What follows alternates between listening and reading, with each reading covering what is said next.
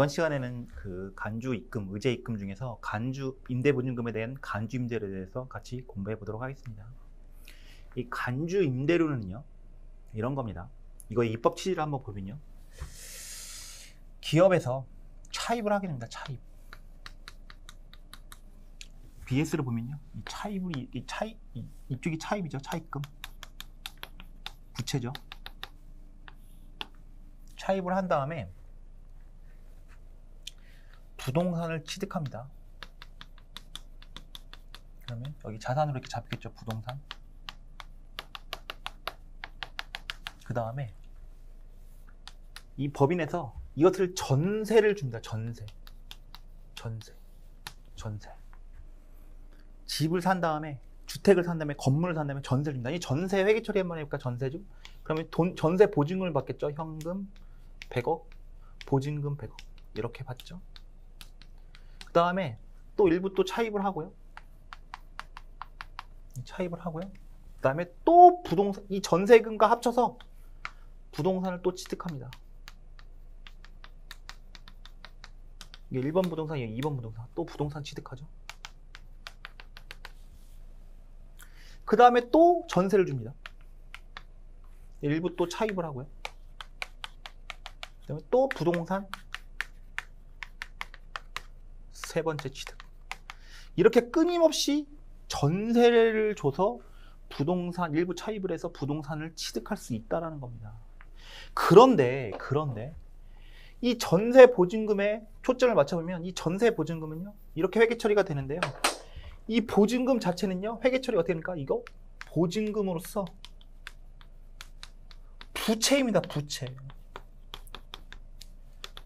부채에 불과하지 이것을 입금으로 과세를 할 수 없습니다. 이렇게 부동산 투기를 함에도 불구하고 전세를 통해서 부동산 계속 무한대로 전세를 통해 전세를 보증금을 봐서 건물 부동산을 삼에도 불구하고 이러한 부동산 투기가 가능함에도 이것은 이 전세 보증금 부채다. 따라서 과세할 수 없다. 그래서 이 부동산 투기를 방지하기 위해서 이 보증금에 대해서 보증금의 R%만큼을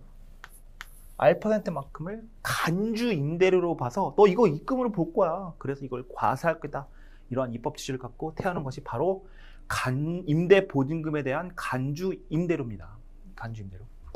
아, 그렇구나. 이 보증금의 R%만큼 간주 임대료로 봐서 입금으로 봐서 과세할 거다. 그래서 이 산식을 보면요, 이 산식이 뒤에 있나? 이 산식이 있는데요. 이 산식, 이 의제 입금, 간주 임대료 아까 할까요? 간주 임대료 산식을 보면요, 어떻게 하냐면 보증금 적수에서 부동산 취득가액,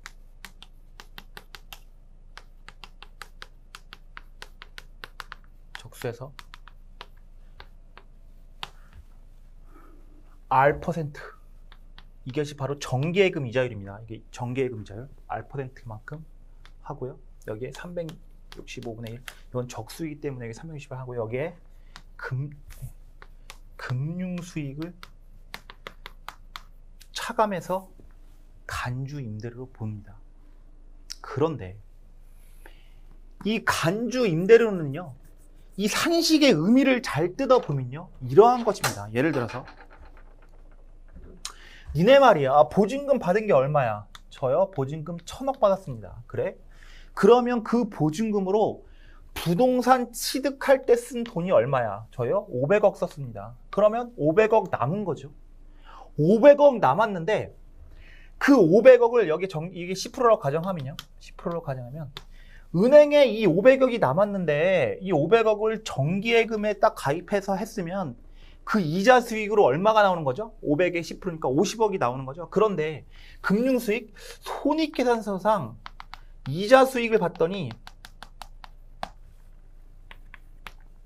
30이 나왔고요.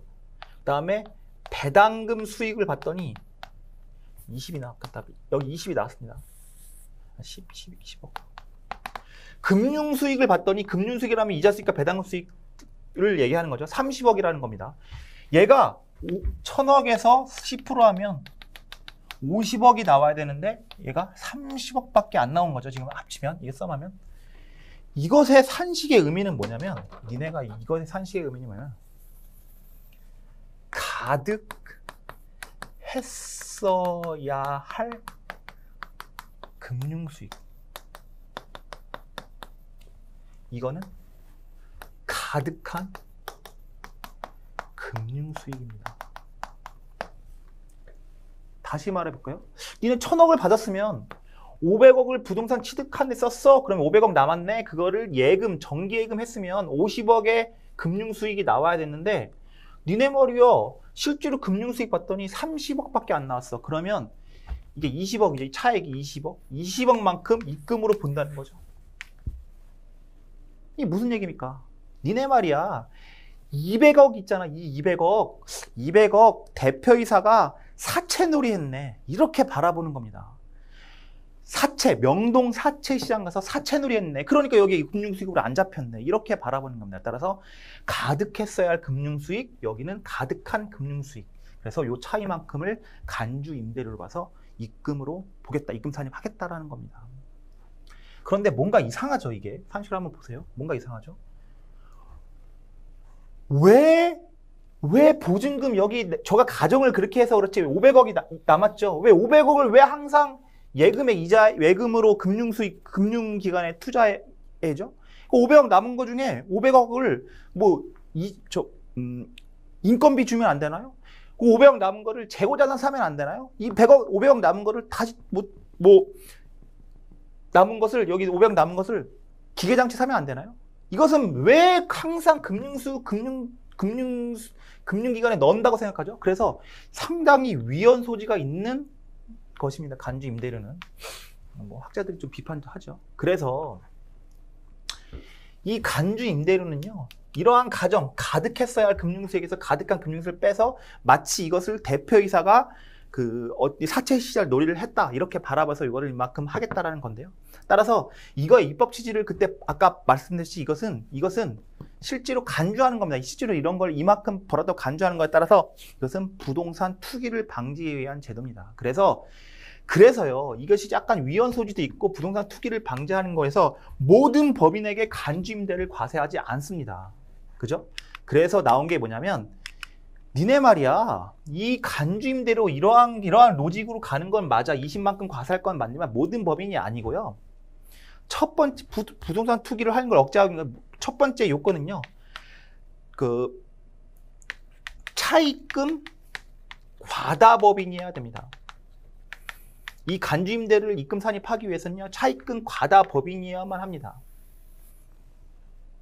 그러면 차입금 과다법인이란 뭔가? 차입금이 100조 있으면 차입금이 과다법인이니까? 그래서 100억 있으면 과다법이니까, 그래서 법인세법에서는요, 이 차입금 과다법인을, 세법에서 차입금 과다법인을 정의를 해놨는데 어떻게 하냐면, 니네 말이야, 이 자기자본이 있잖아요. 여기가 자기자본이잖아. 자기자본이 100 있으면 부채가 얼마 있어? 이 300 있으면 이거 몇 배입니까? 3배죠. 이 3배 있는 거죠. 요것이 2배를 초과하는 법이니까 200, 2배를 초과하는 법인, 여기분의 요거가 2배를 초과하는 것을 차입금 과다법인으로 볼 거야. 차입금 과다법인. 그래서 차입금 과다법인이어만 하고요. 두 번째 요건은요, 두 번째는 부동산 임대업을 주업으로 해야 됩니다.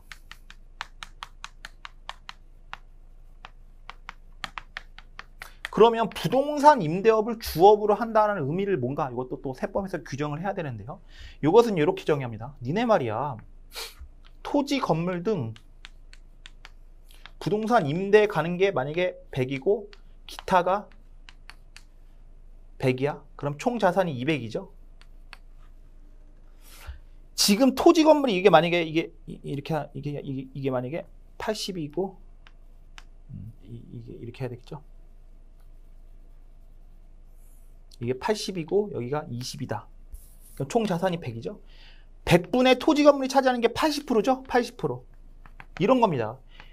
총 자산 중에 임대사업용 자산가액이 50% 초과하는 거, 50% 이상이죠. 이상인 법인을 부동산 임대업을 주업으로 한다. 이렇게 정의를 해놨습니다. 그래서 차입금 과다법인이어야 되고요. 부동산 이거 엔드로 만족해야 됩니다. 차입금 임대업을 주업으로 하는 법인만 간주 임대료를 계산합니다. 여기서의 가정은요. 장부를 작성했을 때는 간주 임대료 계산하는 법인 요 두 가지 법인을 모두 만족하는 것만 간주 임대료를 계산하는 거. 만약에 장부를 작성 안 했다. 축에 의해 결정했다. 그러면 모든 법인에게 간주 임대를 계산합니다. 이건 참고하시기 바라고요. 또한 이 부동산의 잠깐만요. 그 다음에 요거 그 다음에 이 보증금 적수를 계산할 때 이렇게 하면 되고요. 근데 보증금 적수를 할 때 첫 번째 요거 하나하나 또 산식해서 요거 하나하나를 또 의미를 또 뜯어보겠습니다. 이 보증금이라는 것은요. 부동산 및 부동산의 관리에 관한 보증금만 여기에 들어갑니다. 따라서 기계장치를 대여하고 받은 보증금은 여기 이 간주임대로 계산 대상이 아닙니다. 부동산 및 부동산의 권리만. 그리고 주택과 주택 부속 토지. 나중에 뒤에 나오겠지만 주택과 주택의 주속 토지는 장부 작성할 때는 주택은 그 간주임대로 계산하지 않습니다. 그 추계했을 때 주택과 주택 부속 토지. 여기 제외라고 써 있네요. 주택과 주택은 제외. 그 추계할 때만 주택은 간주임대로 계산 대상인 장부를 작성할 때는 주택은 제외합니다. 그리고 여기 보증금의 적수는 부동산 및 부동산의 권리. 따라서 기계장치 같은 보증금은 적수에 들어가지 여기에 보증금 적수에 들어가지 않습니다. 그 다음에 한번 읽어보시면 되고요. 그 다음에 건설비 상당액. 여기 부동산 여기 건설비 취득가액이 아니고 건설비 상당액. 세법에서는 건설비라고 써있죠. 건설비 상당액. 건설비 상당액이라고 써있죠. 여기서 이 부동산 취득가액, 부동산 건설비 상당액을 계산할 때는요. 당연히 돈이 실제로 들어간 거 자본적 지출은 오케이입니까? 오케이죠, 오케이. 돈이 실제로 들어간 거죠. 근데 재평가 차익은요? 재평가한 것은 토지의 시가가 그냥 늘어나기 때문에 하는 거죠. 돈이 들어간 게 아니죠. 이것은 그 부동산 취득가액 건설비 상당액이 들어가지 않습니다. 다음. 이 토지는요?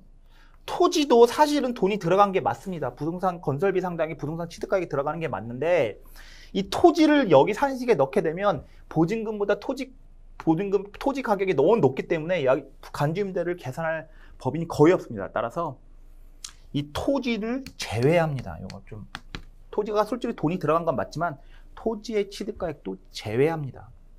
또 여기 부동산 취득 건설비 상당액에 또한 금융수익을 뜯어보면 금융수익은 임대사에서 발생한 수입이자 배당금 수익 다 됩니다. 근데 유가증권은요. 유가증권을 또 살 수 있죠. 이 금융수익이 하나죠. 유가증권을 처분이익이 100이고 처분 손실이 날 수도 있죠. 처분 손실이 예를 들어서 150이다.